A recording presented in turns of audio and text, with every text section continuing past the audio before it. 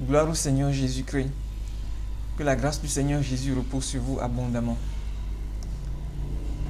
J'espère que vous portez bien. Aujourd'hui, j'aimerais vous parler de Jean 14 à propos de la promesse que Jésus nous a faite, qu'il s'en allait pour nous préparer une place. Pendant longtemps, on nous a interprété ce passage comme Jésus a dit qu'il allait au ciel pour nous préparer une place au ciel. Et que lorsqu'il aura fini de nous préparer une place, il reviendra et nous prendra avec lui pour nous amener au ciel. Et on associe ce passage-là avec l'enlèvement de l'église, que Jésus va venir enlever son église et l'emmener au ciel.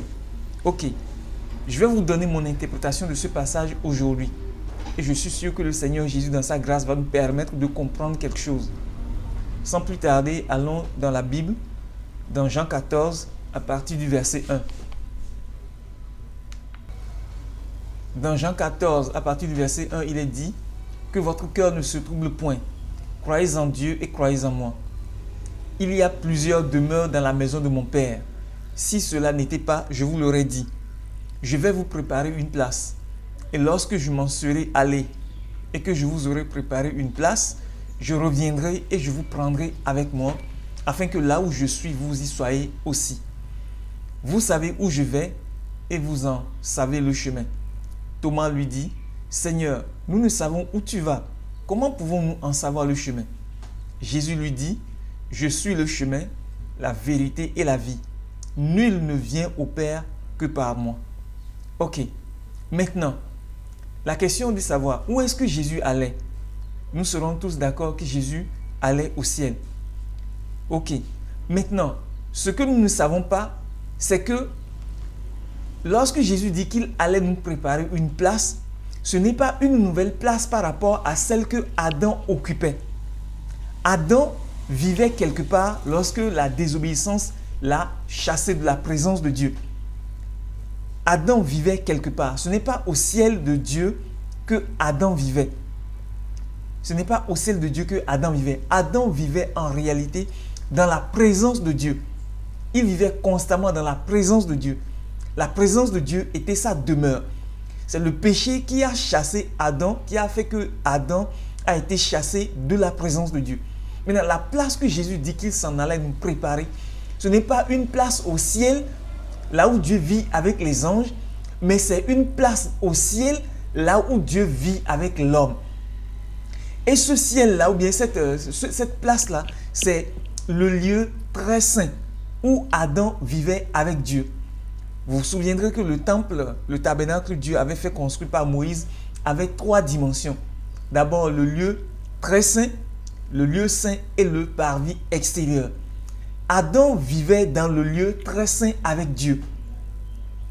Or, dans le lieu très saint, le péché n'est pas toléré. La Bible dit, je pense que le Seigneur nous a dit quelque part que le sacrificateur doit faire attention pour ne pas faire ci, pour ne pas faire ça, au risque qu'il ne meure. Je vais voir si je peux vous trouver ce passage. Lévitique 16 à partir du verset 1. L'Éternel parla à Moïse après la mort des 2 fils d'Aaron qui moururent en se présentant devant l'Éternel.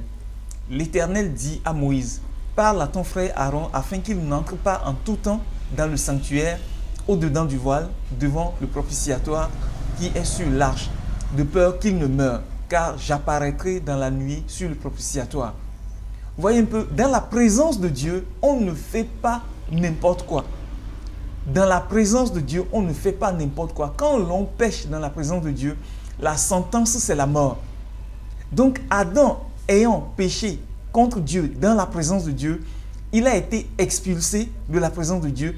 Il n'est même pas éjecté dans le lieu saint, encore moins dans le parvis extérieur, mais il a été simplement éjecté du temple de Dieu, de la présence de Dieu. Maintenant, lorsque Jésus est venu disant qu'il s'en allait nous préparer une place, Jésus était en train de nous dire qu'il va à la croix pour faire un sacrifice. Le sacrifice se fait dans le parvis extérieur. Et quand il aura fait le sacrifice, il ira présenter son sang dans le lieu très saint. Et quand il aura présenté le sang du sacrifice dans le lieu très saint, alors nous aurons de nouveau accès à la présence de Dieu. C'est là que Jésus veut nous préparer une place parce que c'est la place de l'homme. L'homme vit dans la présence permanente de Dieu. L'homme vit dans la présence permanente de Dieu. Mais le péché l'en a expulsé et il faut le sacrifice de Jésus-Christ pour que l'homme y ait de nouveau accès. Je vais vous le montrer dans Hébreux 9 à partir du verset 6.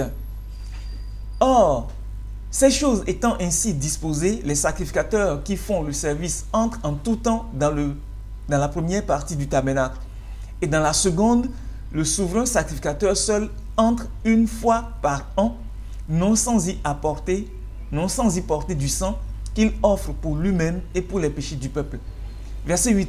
Le Saint-Esprit montrait par là que le chemin du lieu très saint n'était pas encore ouvert tant que le premier tabernacle subsistait.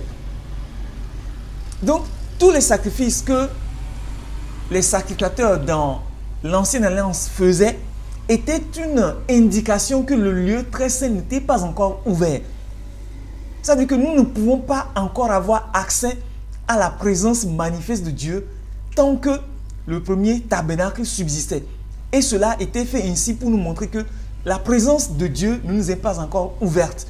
C'est pourquoi lorsque Jésus est mort sur la croix, le voile du temple a été déchiré du haut en bas. C'est-à-dire que le voile du le voile du temple qui donne accès au lieu très saint a été déchiré du haut en bas pour montrer que désormais l'accès à la présence manifeste de Dieu est ouvert. Mais donc, lorsque Jésus dit qu'il s'en allait pour nous préparer une place, Jésus était en train de dire qu'il va aller présenter son sang dans le lieu très saint, dans la présence même de Dieu, afin que nous puissions avoir de nouveau accès à la présence de Dieu. Mais nous ne pouvons pas entrer dans cette partie du temple avant que Jésus sorte de là et nous y emmène, parce que c'est lui qui est le sacrificateur, le souverain sacrificateur qui présente le sang, et il doit ressortir pendant que tout le peuple l'attend dehors. Et il nous proclame la liberté et nous conduit désormais dans la présence de Dieu. Jésus ne disait pas, si nous retournons dans Jean 14, Jésus ne disait pas qu'il s'en allait au ciel pour nous préparer une place au ciel, une ville au ciel où nous allons vivre. Non, Jésus nous disait plutôt qu'il va nous préparer une place dans la maison du Père. Et la maison du Père, c'est là où le Père vit en réalité. C'est là où le Père vit. Et c'est dans la maison du Père que Adam vivait, dans la communion avec le Père. Adam vivait constamment dans la communion avec le Père jusqu'à ce qu'il pêche, qu'il se sépare de Dieu et que Dieu l'expulse. C'est comme le fils prodigue.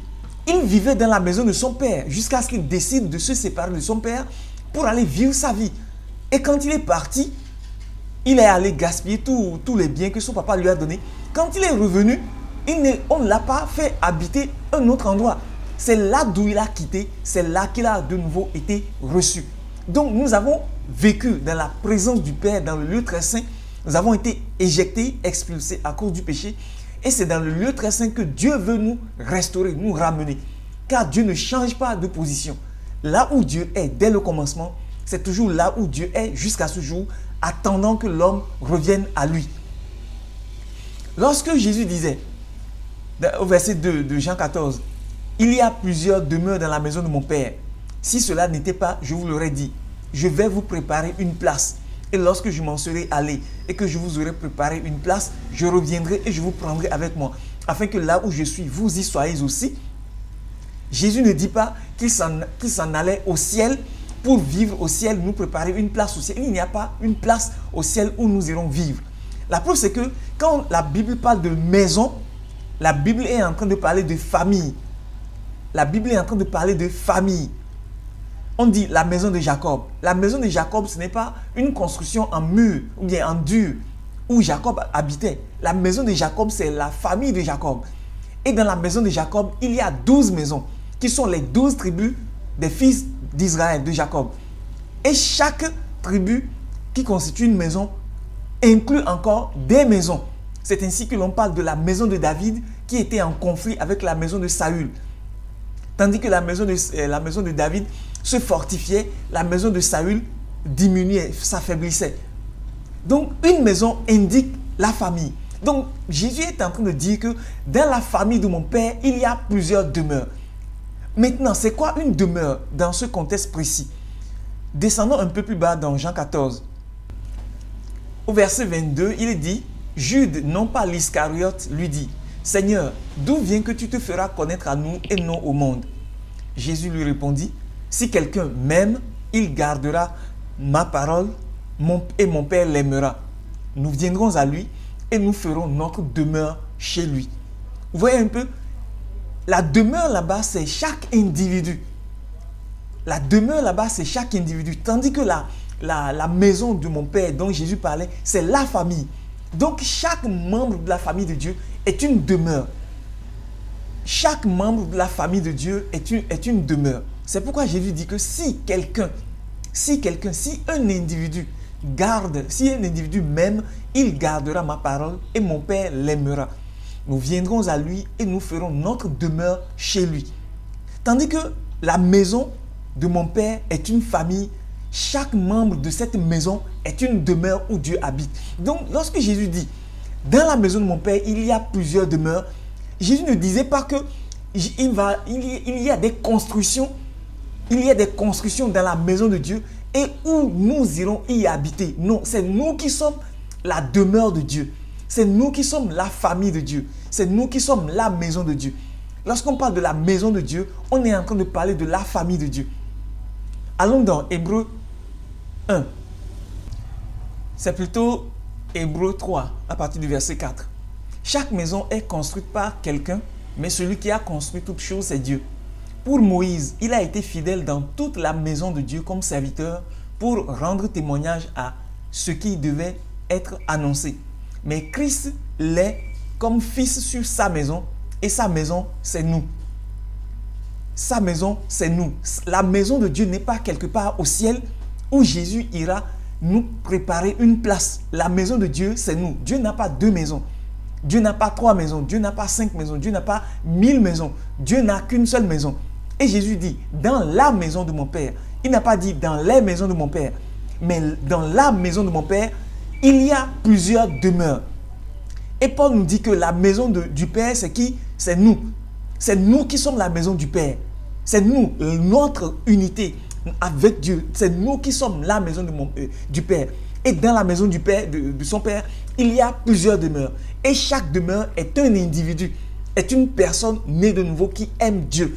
Chaque enfant de Dieu est la maison de Dieu. Si quelqu'un m'aime, il gardera ma parole. Mon Père l'aimera et nous ferons notre demeure chez lui. Donc, vous voyez un peu, lorsque Jésus dit que dans la maison de mon Père, il y a plusieurs demeures, Jésus n'est pas en train de dire que Dieu a une maison au ciel où il va aller nous préparer une place, où il y a des constructions et dans lesquelles nous irons habiter. C'est une erreur. Dieu n'a qu'une seule maison et cette maison, c'est nous. C'est en nous que Dieu veut vivre éternellement. C'est en nous que Dieu veut vivre éternellement. C'est en nous que Dieu veut vivre éternellement. Donc, mes frères, je vous invite toujours encore et encore à relire les Écritures parce que la mauvaise compréhension des Écritures a entraîné une mauvaise interprétation des Écritures et des égarements au milieu du peuple de Dieu. Si l'Église aujourd'hui s'égare de plus en plus, ce n'est pas parce que l'Église aime le monde plus que Dieu, mais c'est parce que l'Église comprend mal les Écritures. Si les enfants de Dieu n'arrivent pas à ressembler, à refléter la gloire de Dieu aujourd'hui, c'est parce qu'ils ne comprennent pas les Écritures et ne savent pas comment y marcher. Nous devons apprendre à relire les Écritures, à mieux les comprendre, afin que nous puissions mieux les appliquer à nos vies.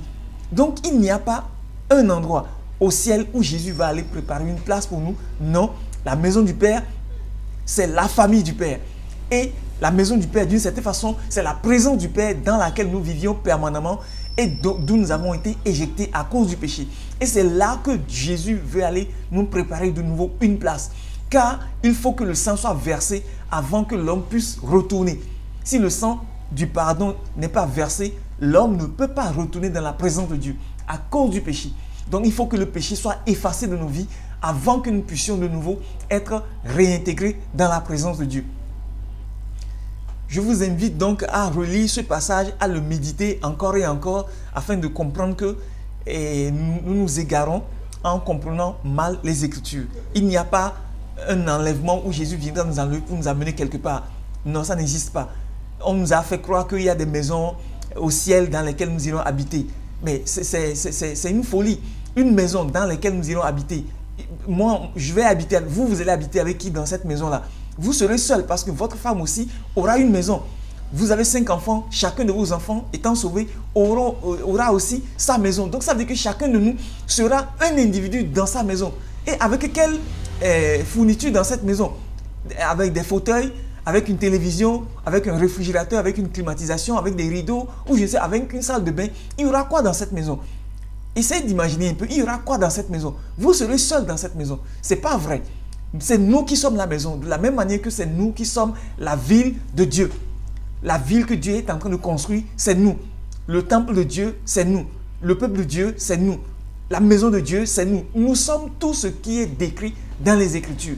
En tant que le corps de Christ, il n'est question que de nous et non d'une construction physique quelque part où nous irons habiter. Que le Seigneur Jésus vous bénisse et que sa grâce repose sur vous. Amen.